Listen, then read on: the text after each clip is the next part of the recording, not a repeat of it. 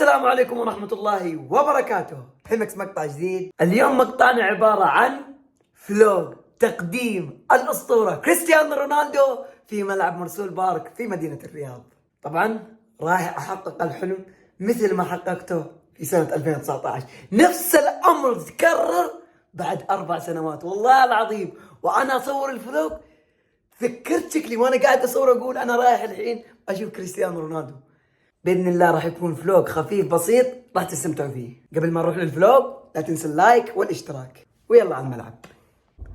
طبعا الحين متوجهين إلى ملعب مرسول بارك أو مرسول بارك ستاديوم لحضور تقديم الأسطورة كريستيانو رونالدو. والحين أنا رايح في الطريق ويبغالي تقريبا نصف ساعة إلى 40 دقيقة عشان أوصل الملعب. يا جماعة الخير قبل ما أروح اشتريت لي إيش؟ اشتريت لي فروة على ذوقي أنا. اشتريتها عشان الملعب والله العظيم برد ما ينفع الجاكيت والله ما ينفع. وصلنا الملعب الحمد لله.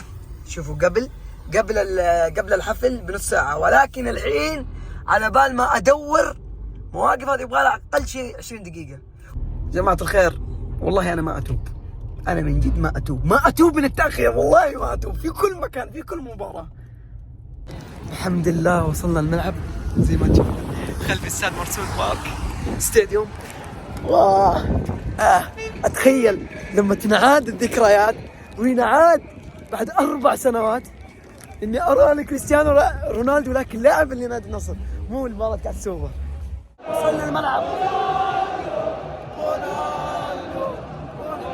انا في حالة صدمة اقسم بالله، جميع مشاعر العاطفية اجتمعت اليوم. سيناريو صح؟ تمثيل. انت كريستيانو لو يشوف قراتك ما راح يوقع. قرعت يا جماعة.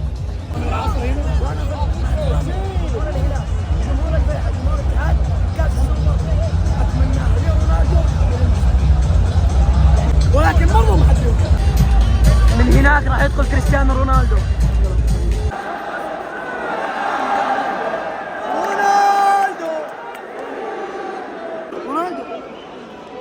بزي رسمي بدله رسمية أول مرة والله يسجلوا على المسؤولين. أقسم بالله أول مرة كريستيانو رونالدو يطلع بهذا الشيء.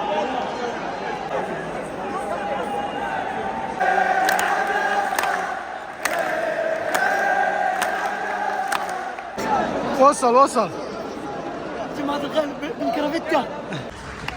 الله، شنو شعورك عن يوم ينزل؟ والله أنا كررت شعور والله شعور مؤلم، والله شعور مؤلم في نفس الوقت فرحان. أنا أقول لك لا لا لا لا لا لا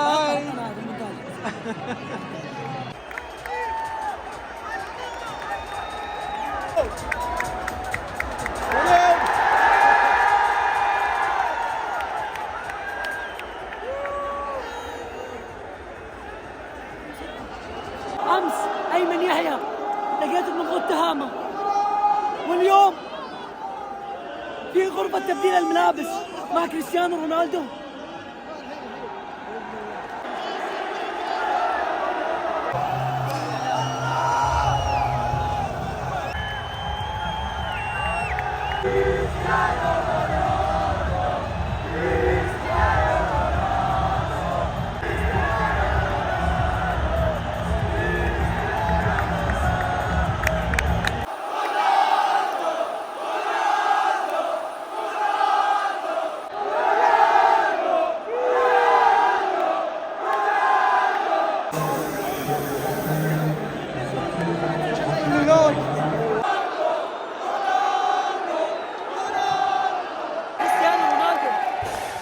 كريستيانو رونالدو موجود على أرضية الملعب حاليا. شوف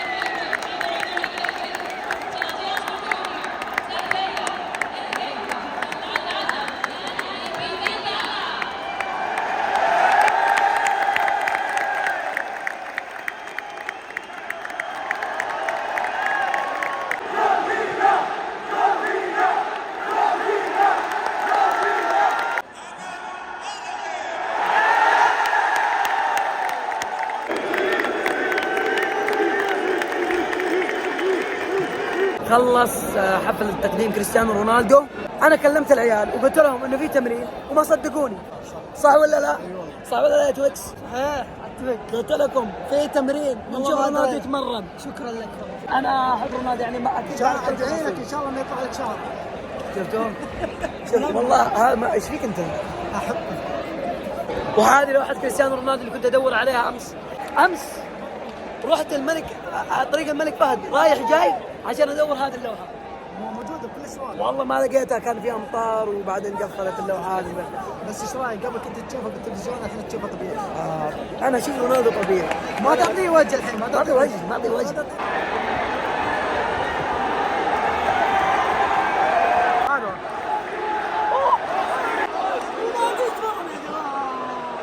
حققوا امانيكم، حققوا المستحيل، المستحيل قدام عيني. توكس شنو شعورك؟ شعورك يا توكس؟ عظيم صراحه. ها؟ مختلف. امس شفت تاليسكا والعيال واليوم معاهم رونالدو. هم لاعب.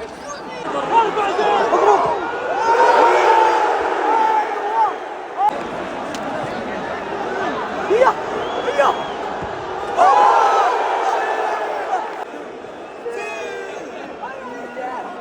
بالنسبه لي هذا افضل هدف في تاريخ تمرينه.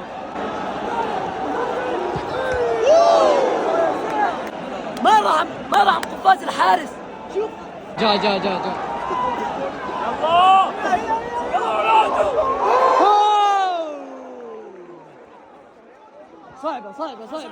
صعبة. ايش العطيه؟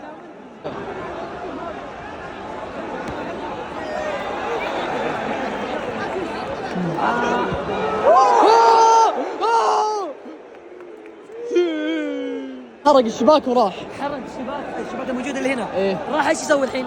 وش راح؟ راح يحرق الشباك الثاني اللي هنا. يا اخي تاريخ يا اخي رونالدو. والله تاريخ، يعني ايش هذا؟ طبعا الحين طلعنا من الملعب واخيرا ليلة تاريخية ما بنساها طول حياتي. شفت رونالدو قدام عيني، ولكن والله للحين مصدوم ما شفت رونالدو بقميص نادي النصر الاصفر هذا. اللي سواه نادي النصر واللي سوته المملكة العربية السعودية شيء تاريخي واستثنائي عبر الكوكب وعبر تاريخ المجرة. لأنه أنك تجيب لاعب بقيمة كريستيانو رونالدو شيء صعب جدا أنك تجيب رونالدو تقنع رونالدو أنه يجي يروح من قارة لقارة، فهذا شيء جدا صعب. أشوف رونالدو في الوطن العربي وأشوف التطور الكبير اللي راح يصير في الدوري السعودي زي صفقة كريستيانو رونالدو. لا، صفقة كريستيانو رونالدو مو شيء بسيط أبدا.